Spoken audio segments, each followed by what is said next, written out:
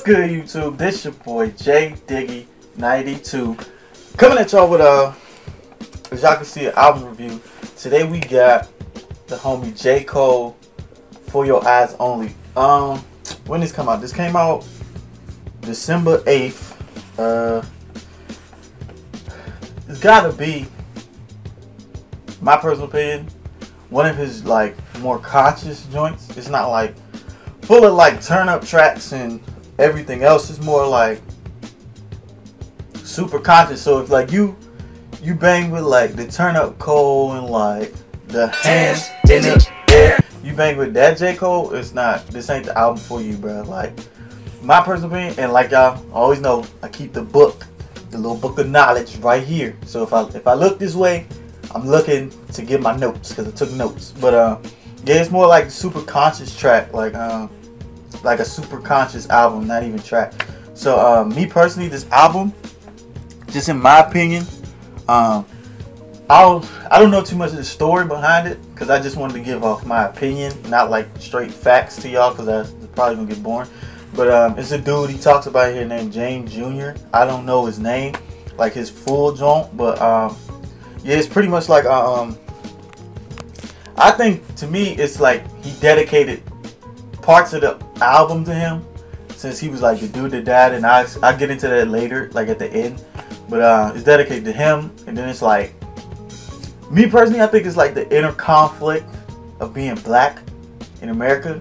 Like, that's what I got from it. It's like, on one side you want to do this, but on the other side you want to be good. Like, it's like the inner struggle of being black in America. And then it's like a mixture of like J. Cole and his life, what he going through right now and everything else. But it was just like being torn in between the two parts. It's like on this side you got this, but then on this side you got this, and it's like pretty much being black in America. So first song off this joint, From Whom the Bell Tolls. Yeah, it's like pretty much the inner struggle of being black. It's like we try to get through the day knowing that like this day could pretty much be our last day on earth. Like, you never know, like people getting capped left and right by cops and like everybody else. Like, you just never know. So that's what I got from this. Is like pretty much just like our the constant thoughts in my mind is like not making it, and like this really might be our last day. So next is like Immortal, and pretty much it's just like this. What I got from it was for James Jr. and it was like his mindset at the time, but at the same time it's like a lot of people mindsets when they first enter the game. And like for people that don't understand why people enter it, is because it's like it's filled with like looking at like famous people like Jeezy and Gucci and everybody that's like every drug dealer rapper out there. It's like, so you telling me if I do this, this, and this, it bring me fame, it bring me the badge ons, it bring me this, that, and the third, right? But it's just like, that's the only part some of us see sometimes. And so it's just like we get caught up in that the real niggas don't die.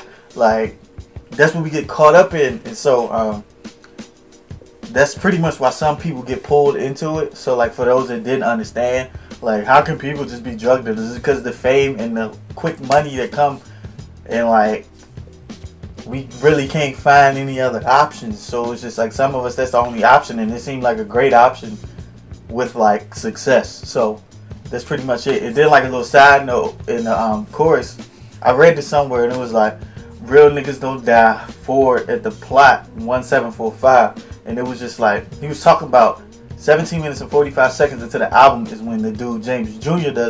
dies. And I didn't figure out what 1745 in the album was. I felt like doing all that. But pretty much saying real niggas do die. So just take that with a grain of salt. That's all I'm saying. Next track is Deja Vu. And it was pretty much, yeah, it's like he was like, she fuck with small town niggas, I got bigger dreams. It's just like, you want something so bad, right? But you know getting that something, and say it's like instance a female, you bang with her tough, right? Or a female or a nigga, I don't know, whatever your preference is, whoever's watching, male, female, I don't care. So like you want it so bad, but you know if you pursue this, you'll stop pursuing what you want to pursue. And it's just like, it'll take you off track of what you really supposed to be doing. So he was like, she fuck with small town niggas, I got bigger dreams.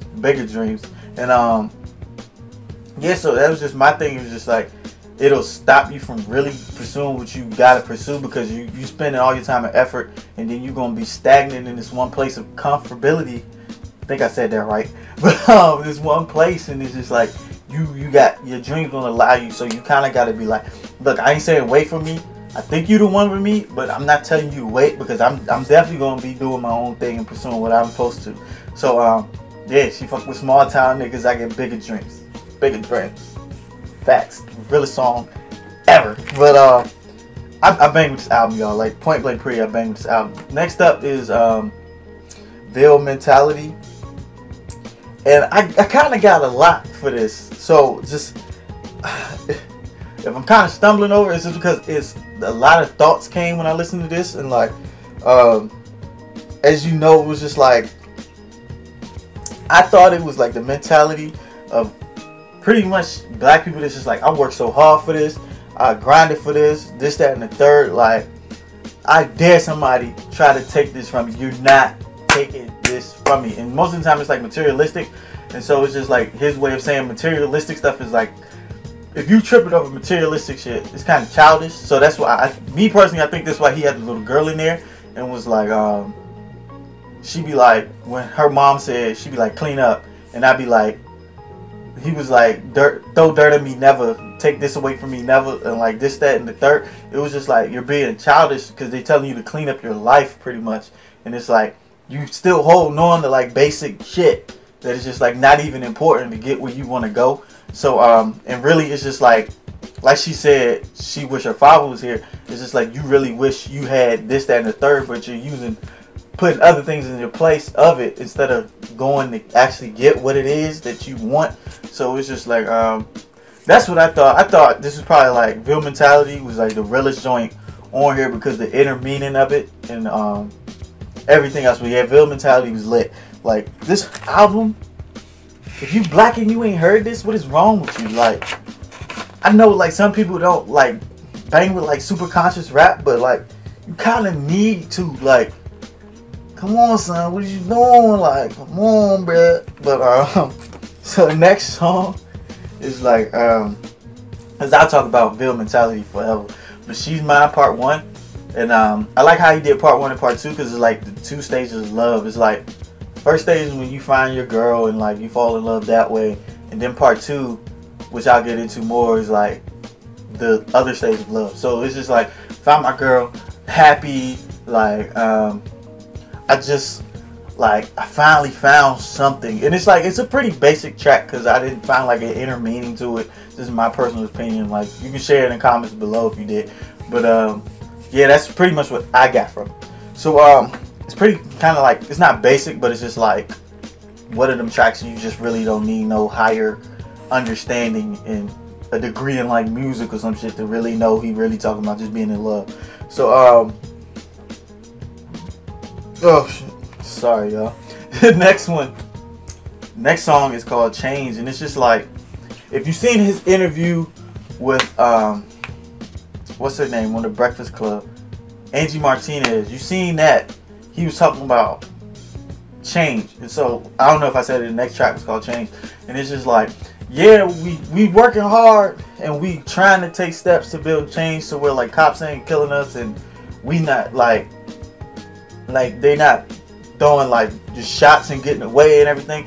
But true change ain't really going to happen and stay put if we don't change ourselves as a community and like our own mindset. Like, we'll support all these other people before we support our own brother. Like, my mans can make, like, before Kanye made it, like somebody could have made a Yeezy that was like black owned, and because it wasn't on like the level of Kanye, you wouldn't have banged with it at all just because of that. And like, we'll support everybody else except our own people and lift up our own people. We'll put our own people down, but we'll go support somebody else. So I think that's really what this track was about, because it's just changing. Like, if you really listen to his interview with Angie, it was just like, yo, he said so much stuff that we really need because he was like, it's like a machine, and we're putting it into the machine and everything else, like blah blah blah. But he was like, even if we do somehow magically break like this cycle of killing around us, it's still going to happen to us because we haven't changed from the inside. You have to change from the inside,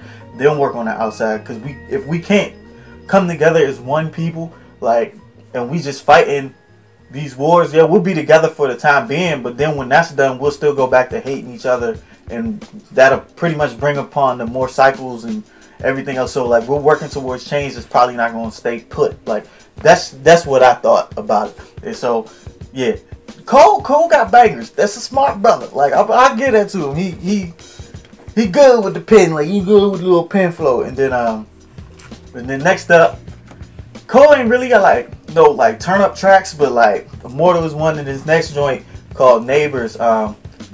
Neighbors think I'm selling dope, but it's just like, you move out the hood. Just in my personal opinion, you move out the hood to get away from the hood, all the break-ins and all this not even stereotypical stuff. It's just like black on black crime and this, that, and the third. You think you move into a better neighborhood, but you get to the better neighborhood and they judging you and being so racist and stereotypical that you feel more comfortable in being back in the hood. That you just like, yo, I'm about to move back to Southside, like he said, like, cause like it's just like they always think I'm doing something wrong. It's just being like black in America. They always think I'm doing something wrong. Always think I sell drugs. They always think I smoke weed. Like, I got like 4 baby mothers, 1 on the way. Like, I cheat all the time. Like, it's pretty much. And it was just like, I'd rather move back to the hood where they accept it. Yeah, my shit might get stolen, but at least they accept me with my stolen shit. Like, this is pretty much what I got from it. So, Neighbors was a good track. Like I said, if you like turn up albums, this ain't for you, bro. Like, and I know some people was like, just like, they don't think this is a good one. I think it's great. Like, this is what we need. Like, instead of that dumbass turn up, like, I know you want this for life. Nigga, what is that? Anyway, I'll talk about that at the end, because we still got more songs. But Neighbors was dope. Then Folding Clothes was just like, my personal opinion, was just like the happiness you feel when you finally find somebody equal and they just make you want to do shit. Just like, yo, I'm trying to fold your clothes. Like, I'm trying to wash the dishes. Like, you got me drinking almond milk, nigga. Who thought I would have drank almond milk? Like, my man said he eat raisin bran. Nigga, I don't even like raisins. Like, that type of shit. Like, that's how you be when you in like a healthy relationship. So like, yeah, like that joint was dope. Like, cause that's niggas kind of in that stage right now. You know what I'm saying? Like, shout out to Bay. But yeah. So that's what makes you just want to live your damn life, chase your dreams. Like, that's how it should be. So that's what Folding Clothes was. I think that was J. Cole's way of saying thank you to his girl for being his girl or whatever. Well, his wife now. Shout out to J. Cole. Congrats, Beth. I ain't getting no invitation, but it's all good. But I don't know J. Cole. But yeah, that's what Folding Clothes was about. The She's Mine Part 2 is like the second stage of love that I was telling y'all about. And it's just like, hold up, how much time I'm on? I gotta check. Oh yeah, we good, we on time, we make a good time. But yeah, so it was just like the second stage of love I was telling y'all about, and it was just like, so you can fall in love with your girl, whatever, but then the love of your life have like a daughter. In his case, a daughter. So it was just like, I fell in love for the first time, and it's just like, it's not like I don't love my girl no more. It's just I still love her, but this is just like this new love. It's just like I didn't know existed, and it was just like, you got me like wanting to teach you the world, and like I really got something to live for now, just to see this miracle take place and to know like me, God, and my lady helped create this. Like, well, God first, but helped create this, and like it's amazing. It's just like I won't tell about the world, and it's just like he had one of them random conversations that probably like the little change in diapers conversation. That's what I call it. And it's just like, you change his diapers, you tell him all about the world. Like, yo, don't let niggas treat you like shit. Like, yo, we ain't gonna believe in Santa. I know you probably mad right now. And it's just like one of them joints he get lost in a tangent trying to hip his girl about the world, and then like she bring him back to reality and pee in his face. And like I just feel like that was like his welcome to fatherhood track. But it's like the second and like final stage of love is when you have a kid and you finally really truly understand what that love is. So that's what She's Mine Part 2. And then last but not least, my favorite joint off this whole album. I've been riding with it for like 2 days straight, and I had it on repeat. For Your Eyes Only. This track pretty much was like how I said James and everything. It was a dedication to James's daughter, and then it was a dedication to Cole's daughter, and it was just like how he was telling, like, old dude knew he was about to die, but it was just like for some reason like he could just feel it, and he was like, yo, like, I don't ask you for much, bro, like, you famous and I respect that, I know you grind and everything else, but I've been taking responsibility for my own actions and everything else. But it's just like, can you do me this one favor? Just like make a song for my little girl, so when she really find out who I truly was, she'll know like I really loved her, and like this, that, and the third. And this is pretty much for all them kids that like parents is in the jail system, and died to like gang violence, like this violence, pretty much like cops and everything else. It was just like, yo, like they wasn't like a real nigga because they did this, that, and the third. That I'm not telling you following their footsteps. I'm telling you they was real because they loved you. Like, yes, they did love you. Like, even if you don't feel like they did, or they just left you on purpose, and it was like they just left you here alone, and you never knew them, and they didn't get to know you, and this, that, and the third. And it was just like one of them tracks is just like you put it on, and it's just like you kind of understand where he's coming from. And so, For Your Eyes Only is like my favorite track of this whole album, just because of that. And it's just like, it was like, it told like a story of like pain, but it's like a way to heal that pain. And so yeah, this is pretty much J. Cole's For Your Eyes Only track with album. And man, like, on a conscious tip, this is probably like his best album, like point blank period. Like I'm pretty sure like people ain't gonna cop it just because it's just like, I don't want conscious rap. Like, I'd rather listen to like 21. And this is like, don't get me wrong, I like 21 Savage, but it's just like I prefer conscious over trap and turn up any fucking day of the week. Like, you need something that's gonna feed your mind, just not like make you feel good all the time. So it's just like, it was good to get this from J. Cole, especially J. Cole.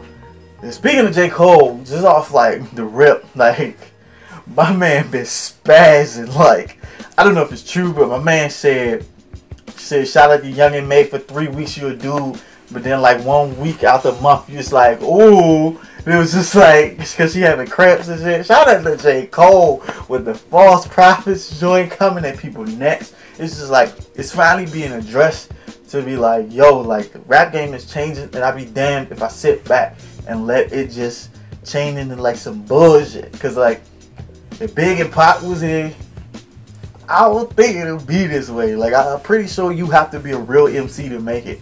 Like, I still think Cole and Kendrick and Crip probably would make it.